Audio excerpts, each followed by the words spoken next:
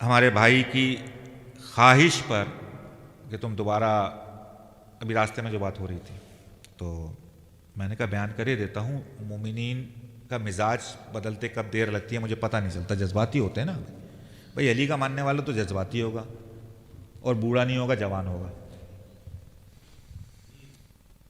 کیونکہ رسول اللہ نے پہلے ہی کہہ دیا نہ بوڑھا جنت میں جائے گا. بوڑھا تو جنت میں نہیں جائے گا نا بھائی، جوان ہی جائے گا. تو کیا ہوا؟ جو علی کی ولایت پہ یقین رکھتا ہے وہی جائے گا، باقی نہیں جائے گا، کیونکہ علی کی محبت ہمیشہ انسان کو جوان رکھتی ہے.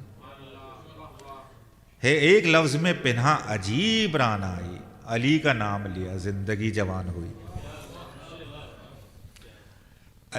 تو تسبیح کے حوالے سے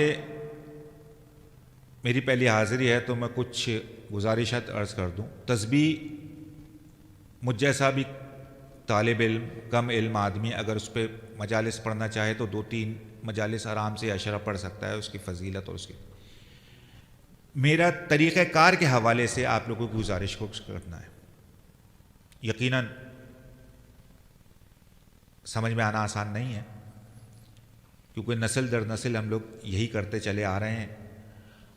اور لیکن تبلیغ تقلید آبا و اجداد سے ہٹ کر، آبا و اجداد کی بات کر رہا ہوں، کوئی اور نہ لے جائیے گا بھائی مجھ پہ فتوے لگنے شروع ہو جائیں. تاریخ کا بڑا مشہور جملہ ہے.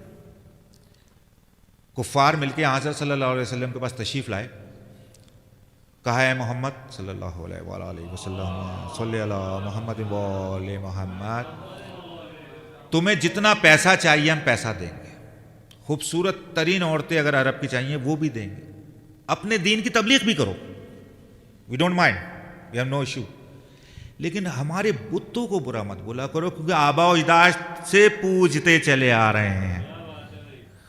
تو یہ تقلید آبا و اجداد بڑی خطرناک ہو جاتی ہے. کبھی کبھار جب آپ سچ سامنے آتا ہے تو آدمی بڑا، دیکھیں ہم شیعہ حضرات پڑھتے ہیں اللہ اکبر اللہ اکبر الحمدللہ الحمدللہ سبحان اللہ سبحان اللہ.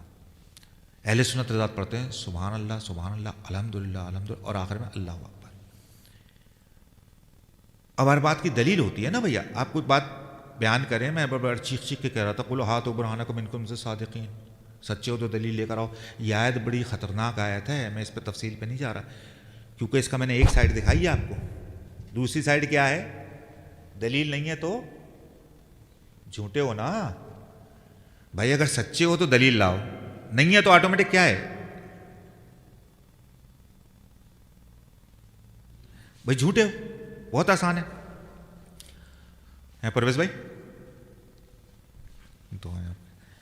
تو خیر اب اس کی دلیل کیا ہے؟ قرآن کریم میں 7 مقامات پر تسبیح کا حکم ہے، تسبیح اور حمد کا، اور 7 مقامات میں ذکر ہے. ہر جگہ، بہت لمبی تفصیل ہو جائے گی، ساری آیتیں بیان نہیں کر سکتا، ہر جگہ سبحان پہلے حمد بعد میں. روز ماشاءاللہ یہ نوجوان ابھی نماز پڑھ رہے تھے، وہاں پہ رکوع میں کیا پڑھتے ہیں ہم؟ سبحان اللہ ہے سبحان اللہ سبحان اللہ سبحان ربی العظیم و بحمدہ. سبحان پہلے آگے، ہم بعد میں آ گئی. غرض یہ کہ سبحان سے پہلے کوئی چیز آ ہی نہیں سکتی کیونکہ ہم اس کو کہتے ہیں تسبیح. میرے کانوں میں کوئی آواز پڑے، آپ لوگ بیٹھے، میں اگر کہوں کہ یار کوئی تسبیح پڑھ رہا ہے تو لازمی وہ سبحان اللہ کہہ رہا ہے. تسبیح کا معنی سبحان اللہ ہے. اگر میں کہوں کہ تمہید کر رہا ہے تو اس کا مطلب الحمدللہ. اور تحلیل اگر کوئی پڑھ رہا ہے لا الہ الا اللہ اور تکبیر اللہ اکبر، تو تسبیح. سجدے میں کیا کرتے ہیں؟ سبحان اللہ سبحان اللہ سبحان اللہ ہے نا بھائی، سبحان حمدے. ٹھیک ہے، تو ہم بعد میں آ گئی. تیسری دلیل سن لیجیے. تیسری دلیل یہ ہے کہ تسبیحات اربع جو مسلمانوں کا، اہل سنت ہمارے بھائیوں کا تیسرا کلمہ ہے، اور ہم تسبیحات اربع جو خاموش رکعت میں پڑھتے ہیں، عصر کی 2 رکعت میں اور ظہر کی 2 رکعت میں خاموش رکعت میں پڑھتے ہیں، کیا پڑھتے ہیں؟ سبحان اللہ والحمدللہ ولا الہ الا اللہ واللہ اکبر. ترتیب کیا آ گئی؟ سبحان اللہ الحمدللہ اللہ. سمجھ میں آ رہا ہے؟ اس کو تسبیح کہا ہے کہ بی بی خاتون جنت سلام اللہ علیہا نے صلی علی محمد وعلی محمد پہلی دفعہ جب اس کو پڑھا تو جناب حمزہ کی قبر کی مٹی کے کچھ دانے بنا، اس کو تسبیح بنا اور یہ تحفہ قیامت تک کے لیے مومنین کو دیا. تو اس کا مطلب ہے اس پہ بھی سبحان پہلے پڑھا گیا ہے تو تسبیح کہلائی ہے نا بھئی. اس کی ایک اور دلیل، تمام علماء کرام متفق ہیں اس بات پہ کہ اختلاف ہے، مفاتیح الجنان میں موجود ہے، جا کے دیکھ لیجئے گا کہ ہاں بھئی یہ تو ہے، سمجھ میں آ لے. تو ایک کام کرے لیتے ہیں، میں نہیں کہہ رہا، مفاتیح الجنان میں جا کے دیکھ لیجئے گا سر. میں اپنی طرف سے ایک بات ابھی تک میں نے آپ کو بیان نہیں کی ہے، کیا ہے کہ سونے سے پہلے ٹھیک ہے، ہو سکتا ہے ہم غلط پڑھتے ہوں، سبحان اللہ الحمدللہ اور اللہ اکبر پہلے پڑھ لیں اور نماز کے بعد اللہ اکبر الحمدللہ سبحان آخر میں پڑھ لیں. بھئی مولا کائنات یہ تو تسبیح ہے، نماز کے بارے میں کہہ رہے ہیں، نہج البلاغہ ہے یہ. مومنین نے اتنا سنا ہے کہ وہ سمجھتے ہیں کہ شاید کسی کا قول ہے، لیکن نہج البلاغہ میں مولا فرماتے ہیں کہ شک کی نماز سے یقین کی نیند بہتر ہے. بھئی یقین تو ہے، سو رہے ہو، تو وہ شک اگر آ گیا وہاں پر مفاتیح الجنان میں نہیں ہے تو کیا سب کے سامنے یہ مولا کا قول نہیں ہوگا؟ تو بھائی میرے وہی والی بات کہ قل ہاتوا برہانکم ان کنتم صادقین، تو یہاں پر اہل سنت حضرات تسبیح صحیح پڑھتے ہیں، ہم اس کی ترتیب بالکل اپوزٹ پڑھتے ہیں. میں نے کچھ درود بھیجے محمد علیہ محمد اللہ.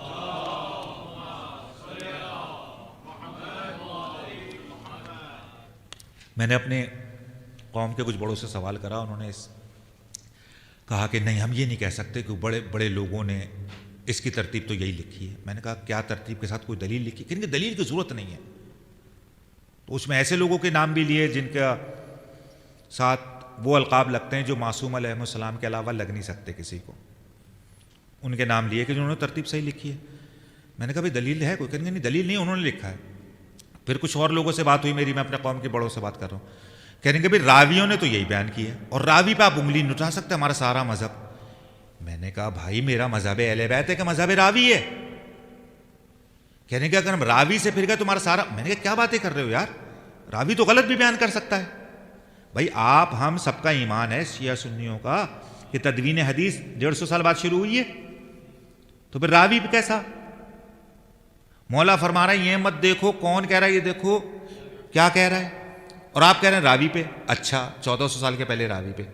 پھر میں نے ایک دلیل آپ کے سامنے پیش کری تو ان کے سامنے مجھے معلوم تھا ٹائم ضائع ہو رہا ہے، تو میں آپ کو وہ دلیل پیش کرے دیتا ہوں کہ قرآن کریم ارشاد فرماتا ہے کہ اے رسول تمہاری بزم میں جو بیٹھے ہیں، بزم کہتے ہیں آگے پیچھے جیسے ہم لوگ آپس میں بیٹھے ہیں، بہت سے الفاظ ہیں کہ بہت سے نفاق پہ اڑے میں، تم نہیں جانتے ہم جانتے ہو. تو کیا نعوذ باللہ قرآن غلط بیانی سے کام لے رہا ہے؟ کسی کا ایمان ہو سکتا ہے یہ کہ نہیں بھائی رسول جانتے ہوں، قرآن ہمیں دکھانے کے لیے؟ امپاسبل. جب رسول مدینۃ العلم جو کائنات کا ہر جاندار انسان نہیں کر رہا مجتہدی بن جائے، حضرت صلی اللہ علیہ وسلم کے نالے مبارک کے برابر ہو سکتا نہیں ہو سکتا؟ جواب دیجئے نا. نہیں ہو سکتا. جب وہ اپنی بز میں جن کو سالہ سال ساتھ کھا پی رہے ہیں وہ نہیں جانتے، تو بھائی مجھے وہ فارمولہ بتا دو کہ 1400 سال پہلے کے راوی تمہاری نظروں میں کیسے اتنا بڑا سچا ہو گیا؟ بھائی کسی کے پرویز بھائی برابر علیہ کے ایمان کا نہیں بتا سکتے آپ؟ اپنے بچوں کے ایمان کا نہیں بتا سکتے؟ ہے کہ نہیں؟ جواب دیجیے نا یار. میں تو ایسا لگ رہا ہے پتہ نہیں خاموش، سردی زیادہ ہو رہی، سب خاموشی ہے یا مجھے بہت زیادہ برداشت کر رہے ہیں. تو آپ کے پاس کون سا فارمولہ ہے کہ 1400 سال پہلے کے راوی کو امام جعفر صادق علیہ السلام سے ہما صلی علی محمد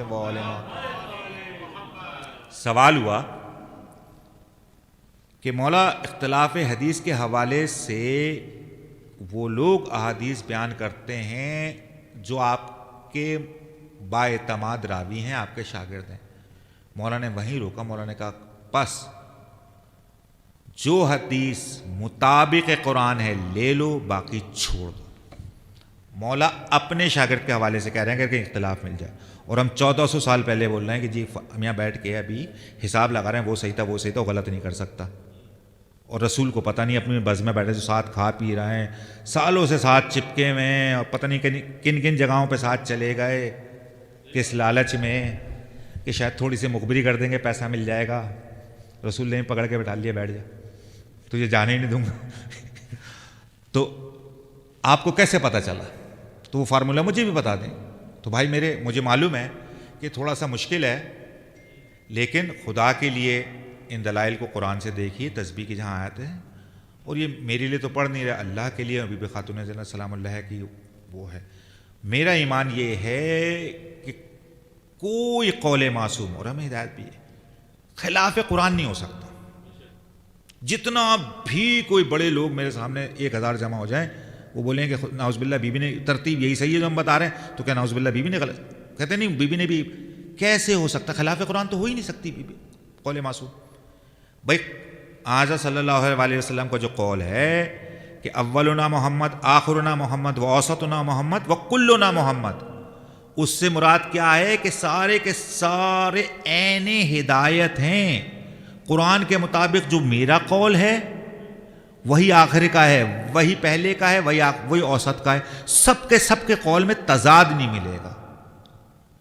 کہیں دنیا کے کسی مذہب میں، مسلمانوں کے کسی فرقے میں آپ کو یہ بات نہیں ملے گی جو الحمدللہ ہمیں فخر ہونا چاہیے مذہب اہل بیت پہ جو ہمارے یہاں ہے. ہر جگہ ملے گا فلاں نے فلاں سے سنا، فلاں نے فلاں سے سنا، فلاں نے فلاں سے تابعین، تابعین، پھر صحابہ پہ جائیں گے، پھر دوسرے انہوں نے حضرت سے سنا. ہمارے یہاں کیا ہے؟ میں نے اپنے جد ابھی میں نے ان کے والد اور مولا کائنات کا نام، اور پھر رسول خدا. کہیں نہیں ملے گا ہم نے فلاں سے سنا. درود پڑھیں محمد و آل محمد علیہ السلام. تو اس سے مراد یہی ہے کہ ہم سارے کے سارے محمد ہیں کہ قول، ورنہ کہیں پر ہم لوگ مغالطہ کر جاتے کہ شاید مرتبے میں سب برابر نہیں ہے. ایسا نہیں ہے. خداوند تعالیٰ نے اپنی کائنات میں کوئی چیز ایک چیزیں برابر کی نہیں بنائی. بھائی ناج البلاغہ ہے، میں اپنی طرف سے نہیں کہہ رہا. مولا کیا کہہ رہے ہیں؟ میں محمد کے غلاموں میں سے غلام ہوں. مولا کائنات کا قول ہے نا، تو اس کا مطلب کیا ہوا؟ درجات برابر نہیں ہیں. امام حسین علیہ السلام سے سوال کیا کہ کیا قائم آل محمد علیہ السلام کا ظہور ہو چکا ہے؟ انہوں نے کہا اگر ان کا ظہور میری زندگی میں ہو جاتا، میں ساری زندگی ان کی خدمت میں گزار دیتا. ایسے امام رضا علیہ السلام فرماتے ہیں ایک شخص آیا، کیا آپ امام زمانہ ہیں؟ جلال میں آ گئے. کہا دیکھتے نہیں میرے بال سفید ہو چلے داڑھی کے، اور زمانے کے امام پہ اس کا کوئی اثر نہیں ہوتا. تو بہرحال مولا آپ کی توفیقات میں اضافہ فرمائے. جو کچھ بھی ٹوٹے